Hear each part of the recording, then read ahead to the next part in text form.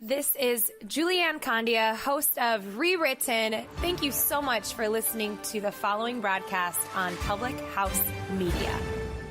What's up, everybody? This is Christian Heimel, host of Press Row here on Public House Media. Thanks for listening to the following broadcast on Public House Media. Once you're done with this episode, I hope you'll come check out my show, Press Row, where we talk about the biggest issues in sports with the analysts, experts, and reporters who cover them. No nonsense, hard-hitting interviews on the sports topics you're talking about. A new show comes out every single Thursday. And don't forget to subscribe on iTunes so you never miss an episode of Press Row. Thanks again for checking out the following broadcast on Public House Media.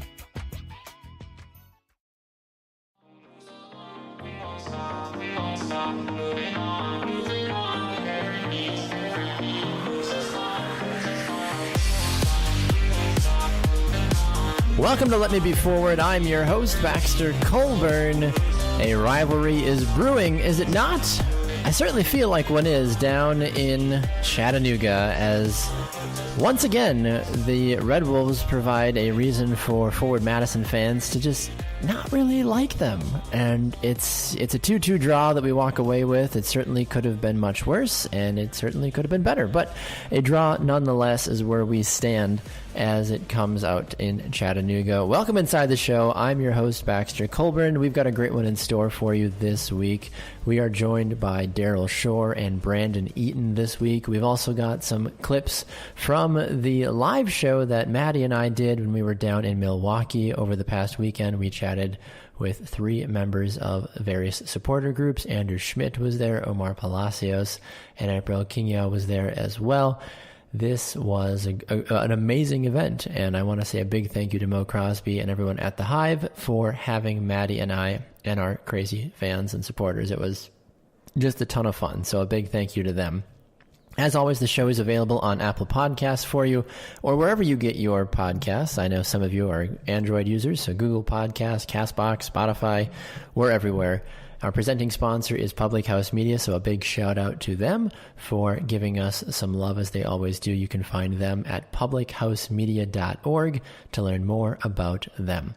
Let's dive into the news and notes from around the soccer world.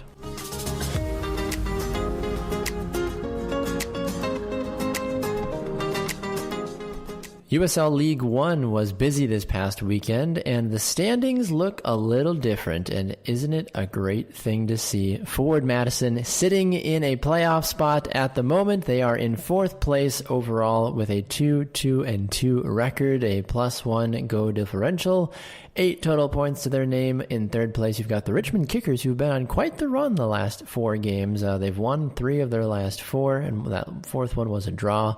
South Georgia Tormenta FC, we already know a lot about them. We'll see them this coming weekend, 4-1-2 with 14 points. And North Texas, the team to beat right now, 5-0 on the season, 15 points.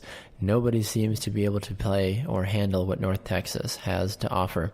Looking back at the weekend, it was North Texas beating Orlando 4-1. Chattanooga, as we mentioned, 2-2 with Forward Madison. Lansing and Greenville try to take points that both of them desperately need, and they end up with 1 point each and a 1-1 draw. Richmond got a 2-0 victory over FC Tucson, and Tormenta, in the dying moments, steals the victory from Toronto FC2, not Toronto City. I don't know what I'm talking about. Apologies, but TFC2 lose to Tormenta 3-2. What's the weekend looking like as we come up? Obviously, we've got some great matches in store. Forward Madison, they will take on they'll take on Tormenta, as we've mentioned. But outside of that, what are we looking at moving forward? Well, there's some great games coming up this coming weekend, as previously mentioned. Friday night, there'll be one match, that is Orlando and Toronto. On Saturday, Greenville will take on Richmond. Lansing will take on North Texas. Maybe an upset alert, but I doubt it. Madison hosts Tormenta, as I mentioned, and FC Tucson will take on Chattanooga. What's my game of the week outside of Forward Madison? That's a great question. I appreciate you asking me that. I look at the Lansing game and I think that they might have a slim chance of pulling an upset, but Lansing has just been so wishy-washy this whole season. It's hard for me to believe that they're actually going to beat North Texas, am I being completely honest. Chattanooga should beat FC Tucson, Richmond should beat Greenville, and Toronto should beat Orlando. Forward Madison and Tormenta? We'll get into that a little bit later.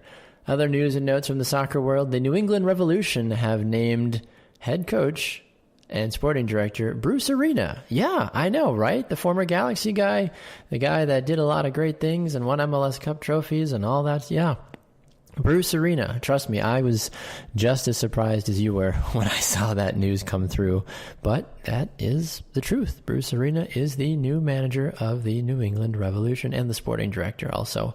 I hope for the Revolution's sake that they're able to turn things around, but truthfully, who knows at this point when it comes to the New England Revolution.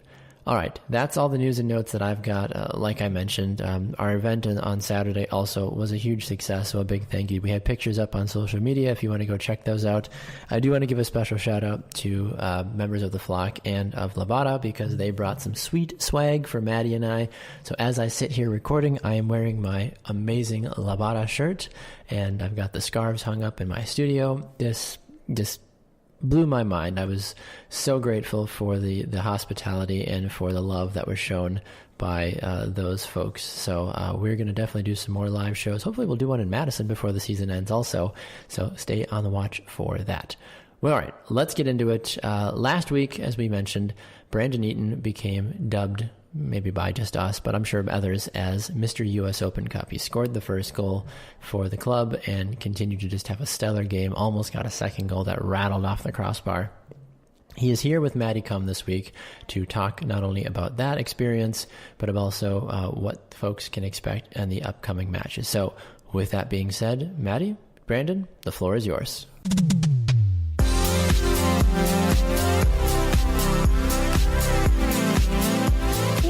I'm here with Brandon Eaton, who scored his very first goal with forward Madison FC last Tuesday against Bavarian SC in the Open Cup. So talk about starting the season off with a bang. Thanks, Brandon, for being here. Let's get right into it. You made your first competitive start for forward at the first round of the Open Cup last week against Bavarian SC in Milwaukee. What was it like starting in an Open Cup game? It was definitely very special, because of the occasion. It's a historic moment for not only myself, but for the club as well. And their first game in such a historic competition as well. It's definitely big time. Right, and Bavarian SC, they are the oldest team in this year's competition with so much experience. What clinched the win for forward last Tuesday? I think really just the togetherness of the group. It wasn't necessarily the easiest place to go to, like most games in the Open Cup away like that are. When facing, amateur team, there's a lot of upsets that occur, but I think the togetherness of the group to kind of stick through through the negative parts of the game and kind of see the game out after the first half. I mean, maybe your first ever pro goal had something to do with that, but hey, who knows? Walk me through. That definitely eased it up for us a bit. Yeah, walk me through that. Walk me through the play. Tell me what was going on in your mind. What were you thinking? Well, the ball kind of got lumped forward, and I think with Brian, it kind of broke onto the loose ball, and I just thought I'd kind of support the ball, run up, kind of support the long ball that was played, and he kind of saw me on the top of the box, just laid it off for me perfectly, and I got my shot off, took a little bit of a deflection, and luckily found the back of the net. Right, and again, that was your first ever goal, and you started. So what are your expectations maybe for yourself looking forward this season? You came out fighting, you came out swinging. Again, your first game, you came out with a goal. What are you looking forward to this season, and what are your expectations for yourself? For myself, is just kind of continue to bring consistency to my play, whether it's, I start to get more starts in the team or whether it's more minutes from here on out, just to kind of help the team in whatever way I can with the time I'm given, and hopefully become, a more consistent starter and continue to provide more moments like last Tuesday. And what was it like walking out for the first time, starting? So what was your mindset before you started the game and then after? How did you feel going into it, and how did you feel afterwards, again, winning, starting, and scoring that goal? In starting, like, once I kind of knew that I was starting, I just kind of saw it as an opportunity to kind of put myself in a good place in the group, kind of prove that, I can bring, certain aspects that can help the team to the table. So that was kind of all that was on my mind leading up to the kickoff of the match. And then after scoring, it's definitely a special moment for me, scoring, my first goal after spending some time in Richmond and now being here in Madison. Definitely a very special moment for me. Are the two pretty different, going from Richmond to Madison, especially maybe in this weather? Yeah, the weather is definitely different. I remember when I first moved out here, I don't think I saw the sun for like 5-6 days. So that was a little weird. But, I love the atmosphere that we kind of bring, especially to Bree Stevens. We have, I would say, the best fan group I've been in front of in my career. And it's definitely a special place to be here in Madison. Right, and I'm so happy for you. That was so exciting. I think, too, watching players' journeys throughout the season is really cool. And like I said earlier in the interview, it was your first game, and you came out and you scored a goal. Like I said, you came out fighting, swinging, and I can't wait to watch you the rest of the season. I know good things are coming. But you're up against El Paso Locomotive FC for round 2 on Wednesday. El Paso also plays a division above Forward Madison FC. What's your mindset going into this game as Forward Madison is more of the underdog? It's more of the same. Just, we expect fully to go there and get a result. Like Daryl, our coach, he speaks all the time about we put together a team that not only can compete to win a championship in League One, but also win a championship in the USL Championship. So our full expectation is to go there and get a result and come back to Madison. Looking forward to round 3. Right, and everyone loves the underdog. Am I right? Yeah, they do. So right, and we're in the right competition for underdogs for sure. Oh, yes, and I'm so excited, and Forward has this great momentum as they haven't lost a game in exactly a month. So that's something that's pretty cool to watch. I'm sure that it will be upheld as you guys go against El Paso Locomotive on Wednesday. So thank you so much for letting me interview you and pick your brain and just chat. Awesome. I appreciate it. Thank you.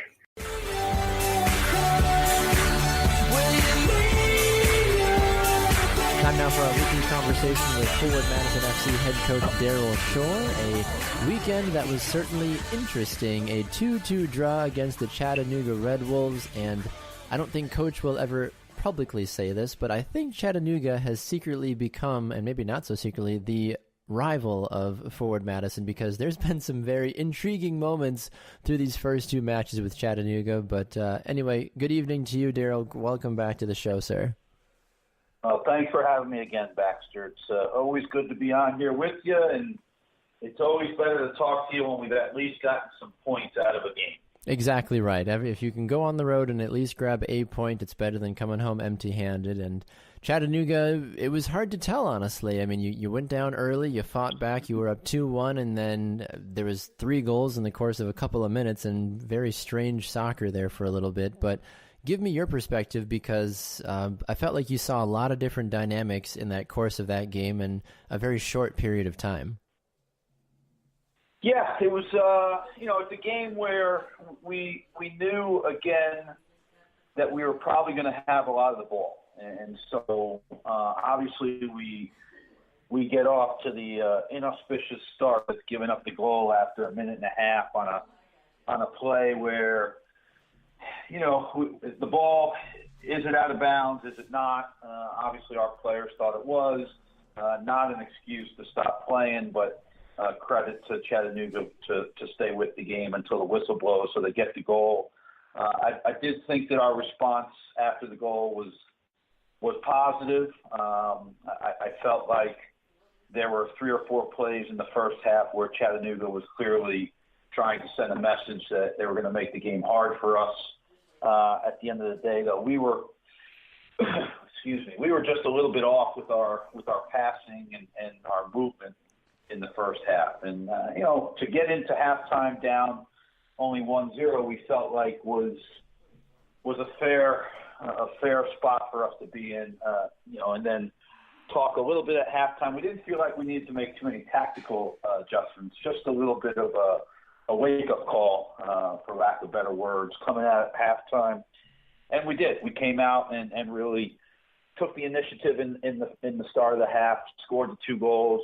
Obviously, a little bit opportunistic and a little bit fortunate for us. But we've also been saying that in the first 5 games, we felt like there's been some times where we've been hard done by and not had any luck. So we felt like maybe it was going to start to turn our way a little bit. And then unfortunate to just not finish it out the way we wanted to after going up 2-1. But again, credit to Chattanooga for staying after it. And, Brian makes an unbelievable first save and actually almost saves the second one that just falls right to him. But, Chattanooga is quickly becoming a team where we feel like it's probably the 2 teams that have more veteran guys on their rosters. And so a lot of guys know each other. They've played against each other at different levels. And it's one of those where we felt we could have gotten more out of the game, but at the same time, coming out of there with a point is not the worst result. Exactly right, and I think that's definitely a positive to take away from this game. Obviously, another big positive is you were able to get some goals on the road, something that in the first part of the season evaded you guys, but now you've been able to at least go and get, and obviously one was a kind of an own goal, but still just a really well, whether it was on purpose or not, a very well-placed first goal. And obviously Nunez with his goal, obviously calm and collected in the box. But I'm curious from your perspective because, we see 6 yellow cards in this match, and a lot of fans have been very vocal about the officiating in USL League One thus far. And I've watched the matches. I've seen you get a little vocal on the sidelines when the cameras catch you from time to time. But where do you stand right now? And I know we're still very early on in the season, but if you had to give a letter grade to the officiating thus far, where are you falling at this point? You're trying to get me in trouble, aren't you? Yes and no. I mean, it's a good point though, because I feel like a lot of folks have asked the question, and obviously you can choose to answer how you'd like, but I think it's something that I'm sure has to be frustrating at times.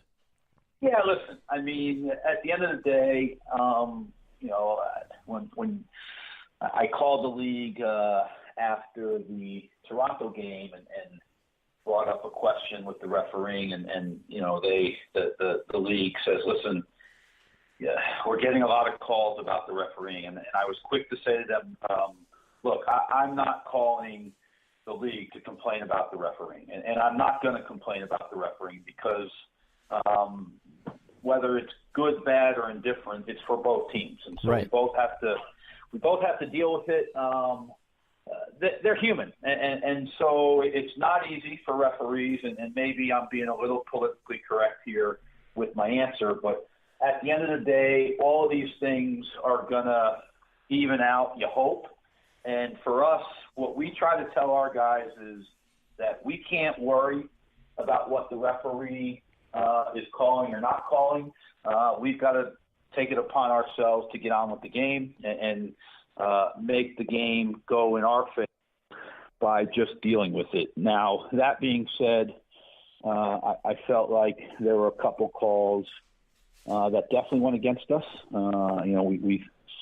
We thought that the foul on Mason Toy that wasn't called was pretty bad right after their goal. And then the play we thought that was also kind of bad was the one on Jeff Machad in the corner.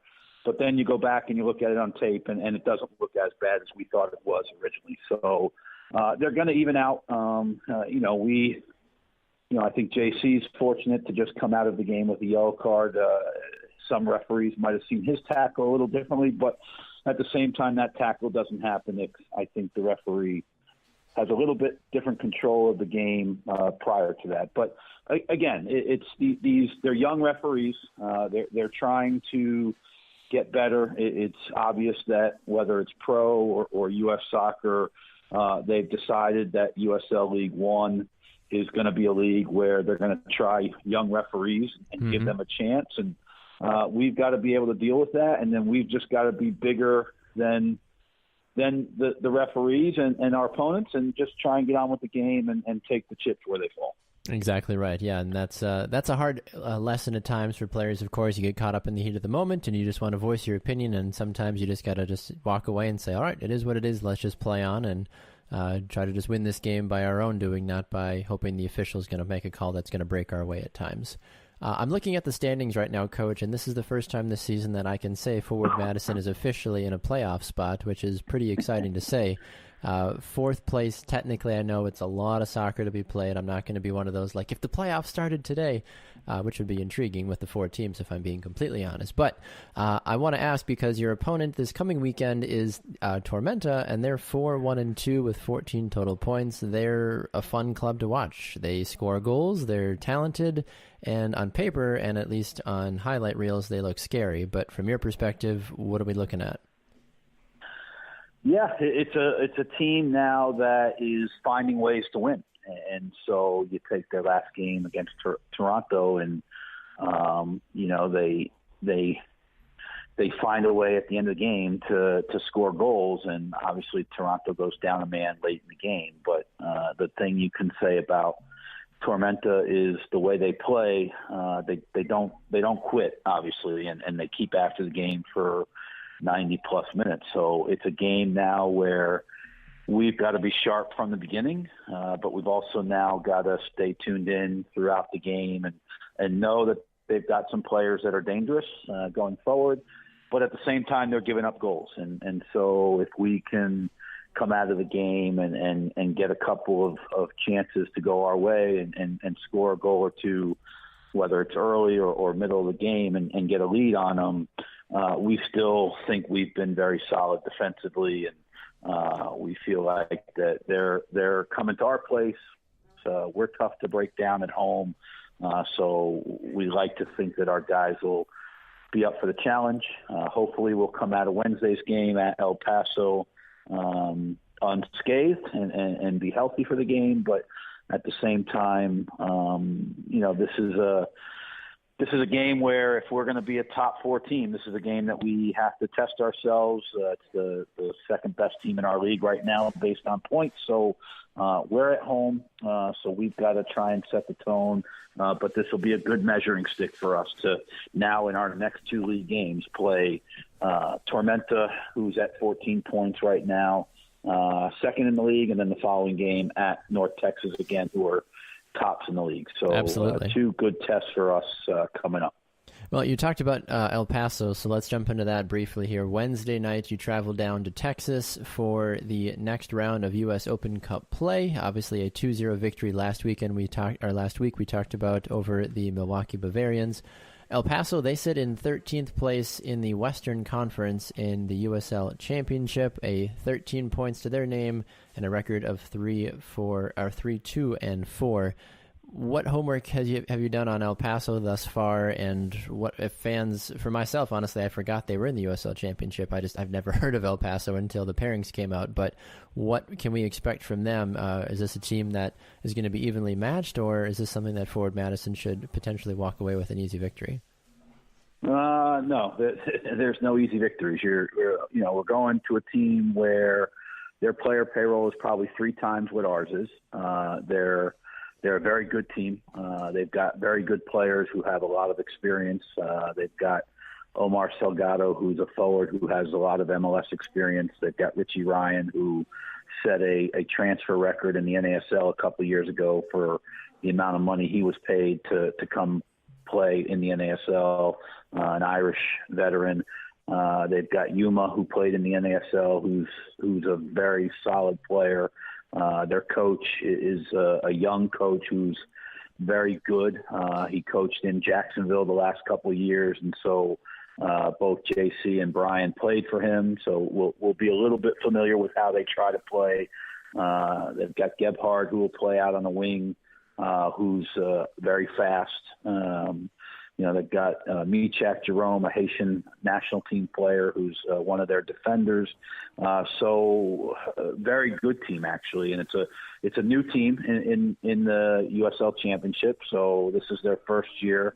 They play in a baseball stadium. What you're going to see probably is a game where you have two teams that really like to keep the ball and play soccer. And the one thing about El Paso is they're a team where they're going to keep the ball quite a bit. And so now we've got to be smart about picking our chances of when to get after them defensively and when to sit there and realize that as long as they're in their defensive half with the ball, it's probably not the worst thing at times, because what they're going to try and do is draw us out and then look to get behind us. And they're very dangerous going forward.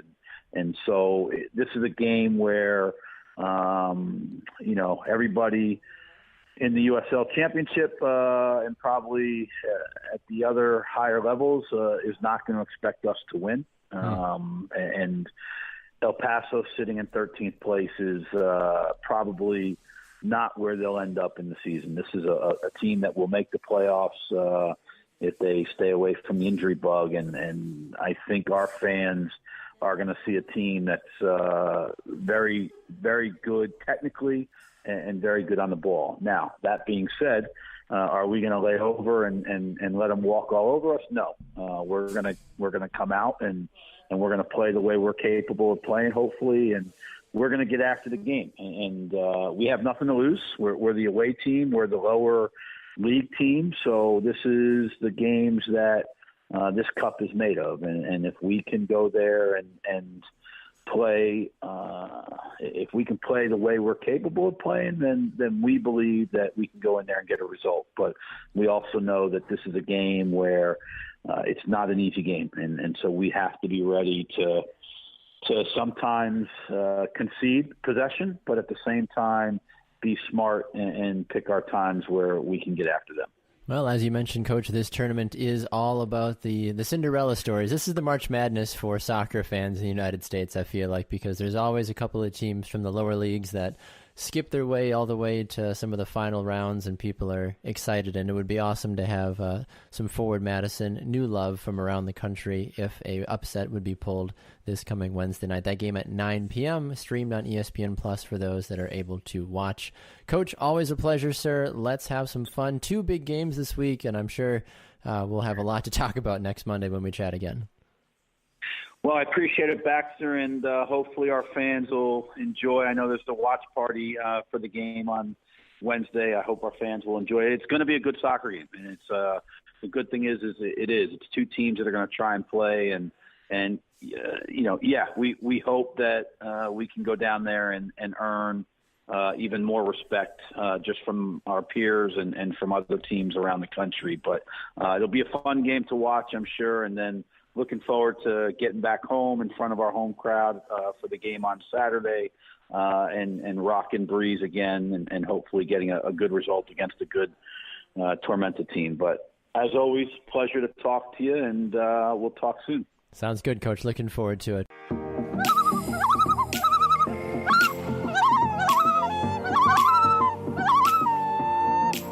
Time now for the Loon Report, your weekly look inside partner club of Forward Madison, Minnesota United. The Loons took a 2-0 loss in a wet and nasty Chicago, Illinois over the weekend. Rather bridge view for those that are officially true Chicago Fire fans. Minnesota United in this match looked flat. They looked just disinterested. And quite honestly, I was very impressed with how well the Chicago Fire played, and their counterattack game was certainly on point in this match. You talk about a team in the Chicago Fire that is in the Eastern Conference looking at continuing to climb up the standings. Well, the Fire now find themselves just outside the playoff rankings at 16 points at 4-4-4 with that victory, but they've been very good at home this season at 4-1-2. But Minnesota United, the Loons are struggling, but they perpetually are stuck, I feel like, in 6th place in the Western Conference. They're still in 6th place with a record of 4-4-3, 15 points on the season. This is a team that is 3-4 on the road on the season, and I'm getting concerned for the Loons faithful because they can't do it on the road. I mean, I know they had to for a while when Allianz Field was getting built, but boy, oh boy, Minnesota can't quite figure out how to score goals, and they can't quite figure out how to close games out. Defensively, they may need to think about bringing back Wyatt Olsberg because he was one of their young players that I feel like could step in and play some quality ball for them if they needed him to. Obviously, Forward Madison certainly is benefiting from his presence on the field as well. With that being said, Minnesota United certainly has some things to work on as they look towards the next week. They've got a game on the 18th. They take on the Columbus Crew. That game set for a 7 p.m. Central kickoff. Columbus in the 7th place in the Eastern Conference standings at 5-7-1. Columbus, they are coming off of a victory on the weekend. They are a team that actually lost.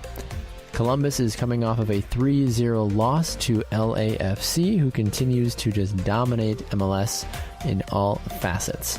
So Columbus will be hungry for a win. They just made Jassy Zardes the designated player on their roster, so who knows what kind of shape the Columbus Crew will be in when it comes to the match this coming Saturday.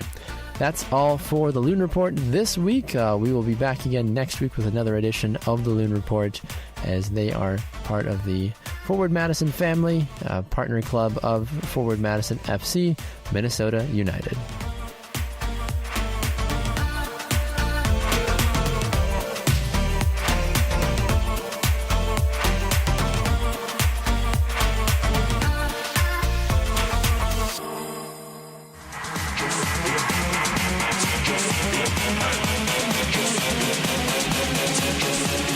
While we don't have a official supporters group section of the show this week, we do have some clips from our live show in Milwaukee, and I'm going to leave the little bit of the show we have left in the hands of our supporters group because they did an excellent job between Andrew, April, and Omar, and Coach Shore, I think, did a great job of previewing the match for this coming weekend, so I'm not going to dive into that. But before we jump into that, I wanted to quickly touch on the poll question that was asked on Twitter this week, because the response, in my opinion, was a tad surprising, if I can be 100% honest with you, if I can be forward with you for a minute. The question we asked on Twitter this week, we said, of the 3 goalkeepers we've seen play this season for Forward Madison, who should be starting now that Ryan Coulter is back?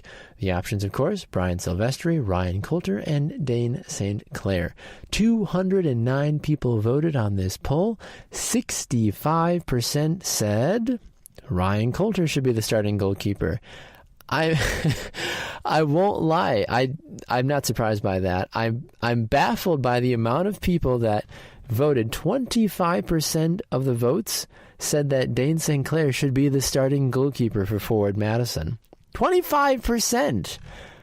Dane St. Clair played 1 game as the goalkeeper in the inaugural match against the Chattanooga Red Wolves, and 25% of our voters think that he is the man that should be between the sticks right now, and I'm going to be forward with you. Shut up. That's ridiculous. There's no reason that Dane St. Clair should be the starting goalie on this roster. That's nothing against Dane. He's a great goalkeeper. He's young. He's talented. But the 25% of you that voted, you're completely off your rocker, okay? There's absolutely no scenario that Dane St. Clair should be the starting goalkeeper in any facet right now. Ryan Coulter, then Brian Silvestri, then Dane St. Clair.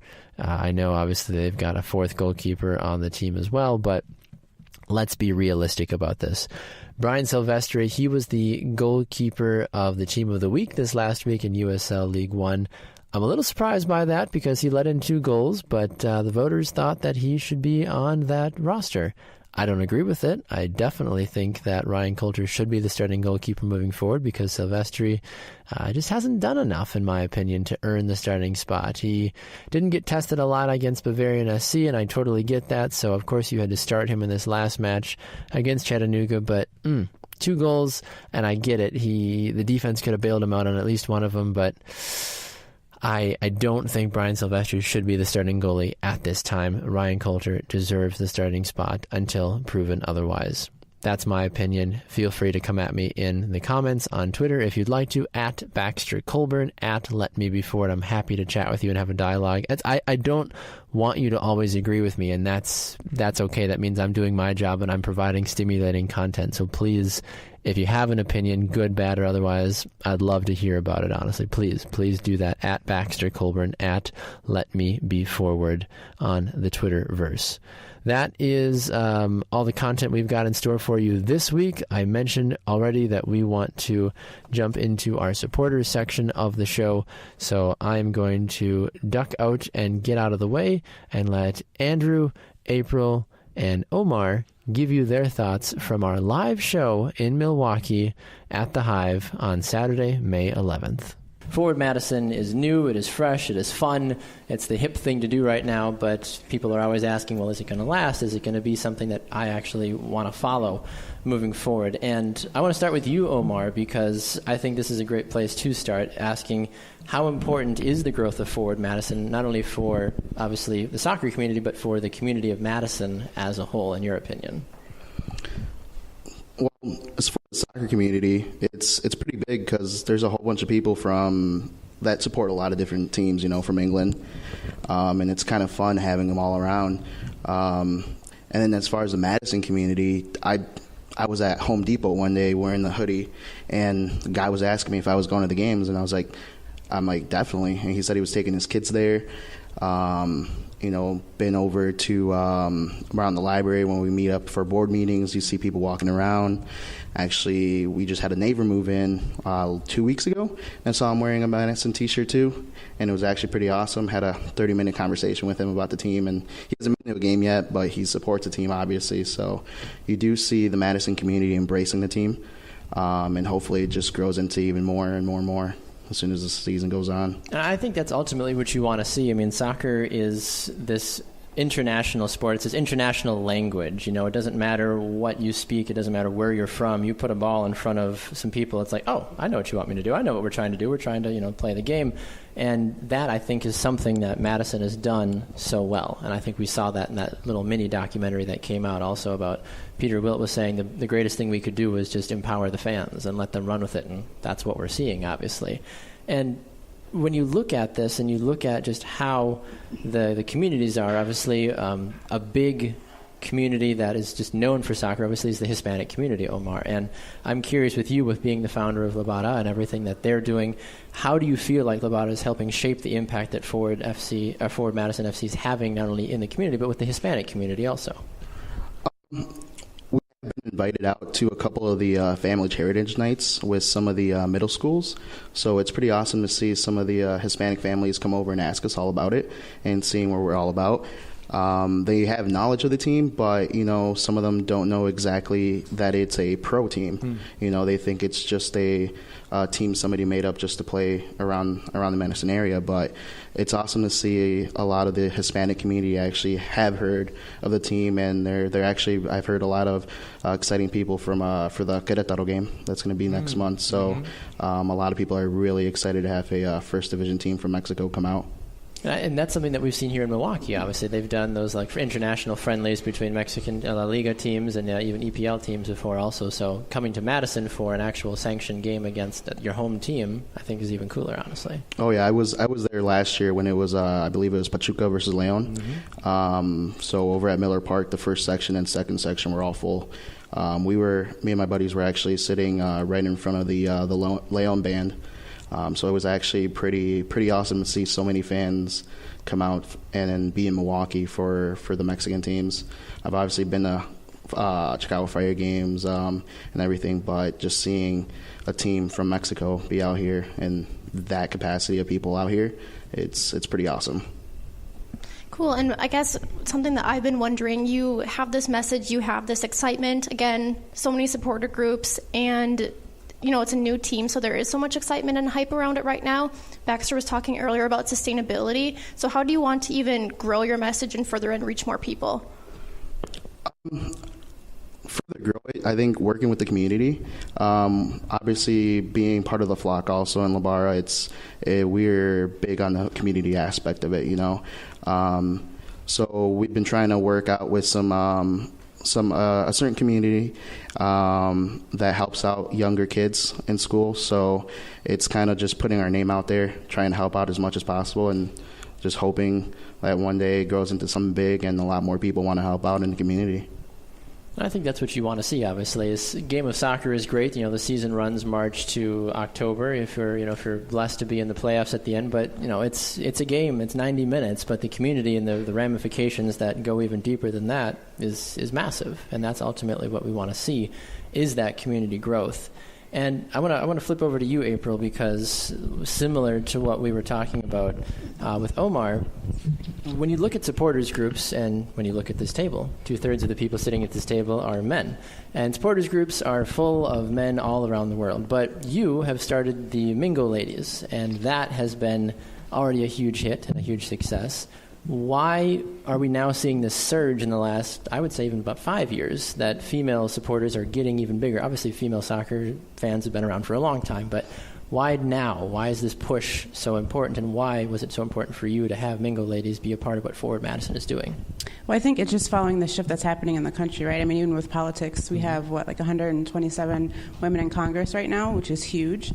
And it's just trickling down. Women have always been involved in sports, but I think it's becoming more accessible, more inclusive as we go on. And for Mingo Ladies, I mean, when Sarah first talked about it, it was a great thing, because a lot of people love soccer and love to come to the games, but you kind of want to know somebody when you go there. And so by having these different supporter groups, you're like, okay, I don't necessarily know anyone, but there's another woman that's going to be there. I'm going to go and have a conversation with her. And that just kind of help grow the supporter group in general.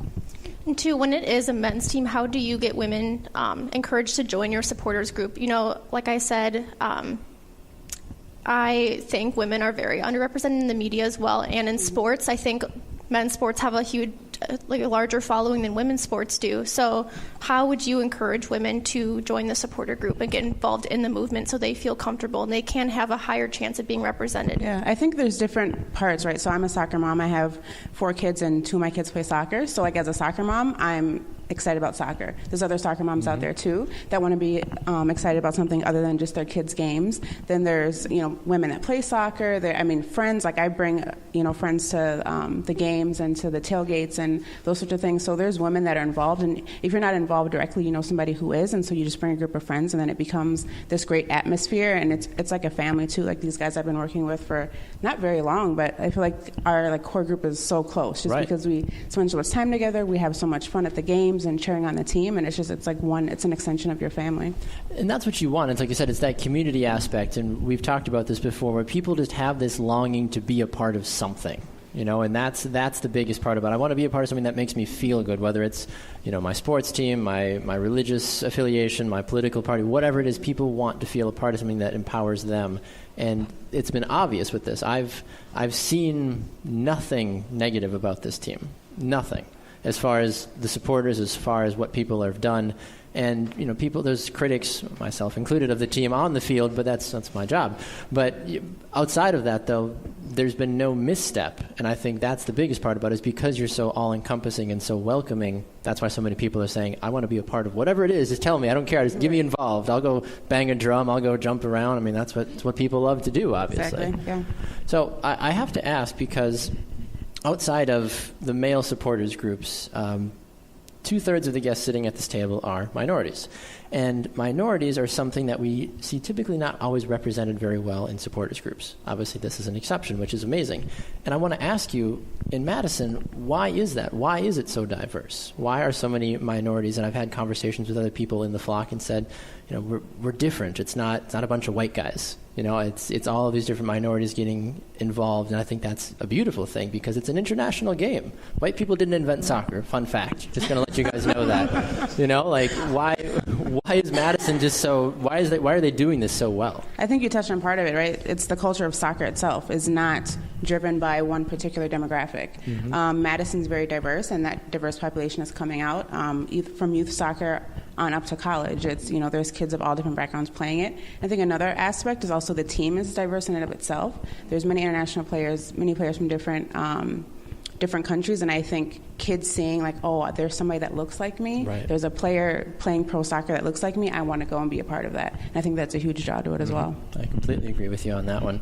Andrew, let's jump over to you because the flock as a whole is this all-encompassing support for Forward Madison. Obviously, we've got Levada, we've got Mingo Ladies, there's Forward Union, there's all of these other groups that are going on, but you as a whole are the front man. You're the one banging the drum. You're the one that's rallying the people, as it were.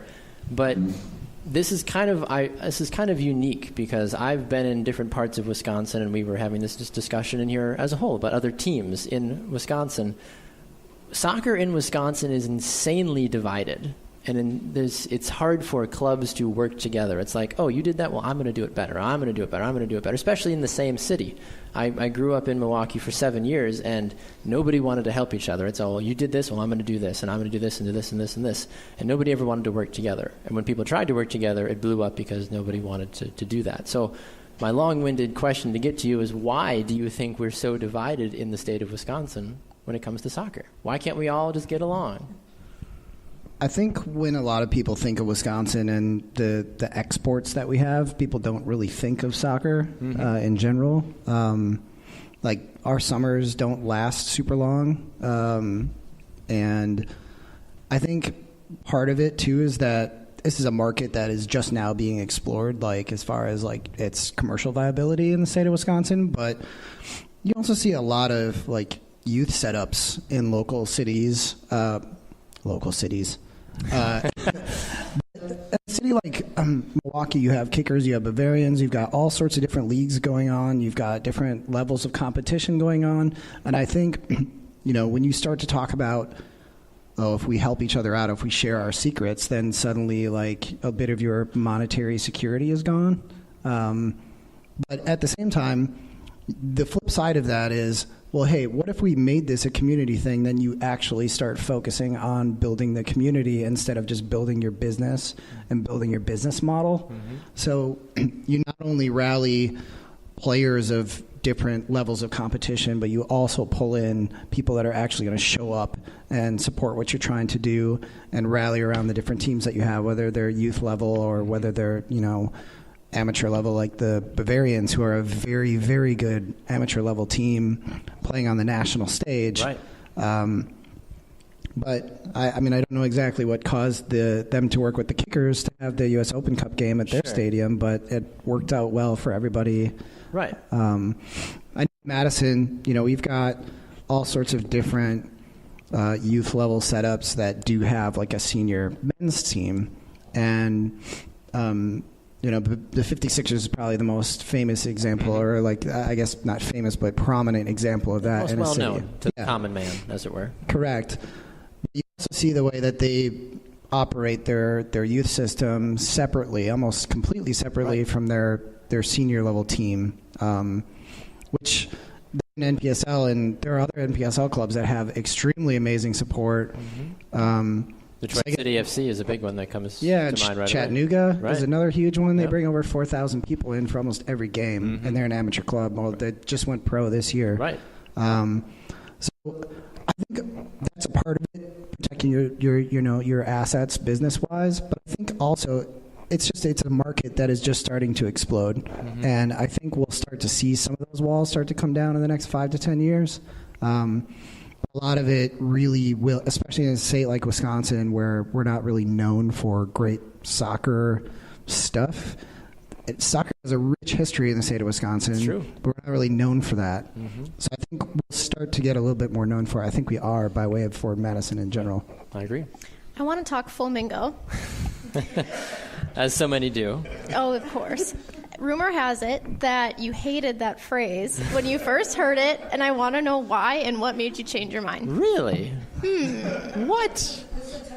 That's it. I know it is. Mo's sitting right in the front row, and We're going for it.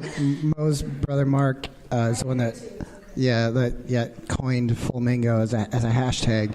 Look, I'm the first to admit that I'm like a recovering Euro snob when it comes to soccer in general. There were many, many years where I rode atop a very, very high horse of, if you're not playing at the top level, then why would I even spend my time or my attention or my money on it? But then the more you start thinking about along those lines, that's like saying, like, well, I don't want to go see my doctor because he's not the best at being a doctor. It's really silly. I think part of it is that, like, my soccer fandom started out with like a team in England. It was a very rich history, so you get this kind of like atmosphere. Arsenal. Oh, okay.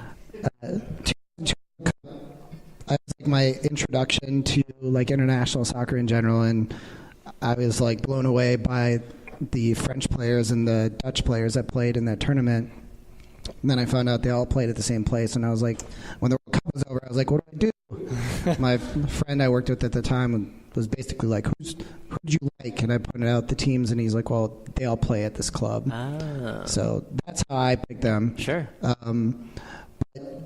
you start from a club like that, and you get all this like rich tradition, history that comes along with a club that's been around for over 125 years. You start to expect that, there's this reverence that people treat their club with. And I still have that with Forward Madison, but it's a completely different scenario. And I think it took me a little while to get used to the quirkiness and the irreverence that comes along with it. It's a little strange. It is. Yeah. They have a pink third jersey. Yeah, I love that. But it's just like, it's the things where it's like, I might not like it at first, but if people gravitate towards it and they love it and it helps sort of spread the gospel of Forward Madison, like, I'm all for it now. Absolutely. No, I completely agree with you on that one. I got to ask, because with the support that we've seen of Forward Madison, did you, as the founder of the flock, you saw what happened against Greenville. You saw what happened against Toronto. You saw who even traveled to Milwaukee. Is that what you saw when you first were talked about doing this? In your mind, you're like, yeah, we should have a couple 100 people show up, or like maybe 20 of us, maybe 40, we'll hang out. I think we've constantly underestimated the amount of people that would show up for this. In my mind, when Peter Wilt invited Liam, who's our VP, to the Common Council meeting where the renovations at Bree Stevens were eventually like voted in and ratified, and they got the contract, and we were able to start this club in Madison. In my mind, I'm thinking like thousands of people in our section. I mean, I've told Vernon Connor, to the owners, that like we're going to have to build a second tier onto the supporters section in a couple of years. Like, I think what we're trying to build here is completely community focused, and it's fun. It's a party. It's something where there are people that are a part of this thing that, like, I'm making friends through this that I never would have access to outside of this thing. Right. And that's kind of the best part, is like you have this built-in social circle, and this even larger social circle that like is building exponentially. I think we've done our job if we show up, we go for full 90 minutes cheering on the squad, and regardless of whatever they do, we've all just done this thing together and worked together to help lift them. And hopefully, if people have fun during the process, they'll come back and they'll want to be a part of it. They'll meet friends. That's really how this thing grows, right? Like, we want it to be awesome, and we want people to have fun. Because if we're not having fun, like, what are we doing? Why are we doing this?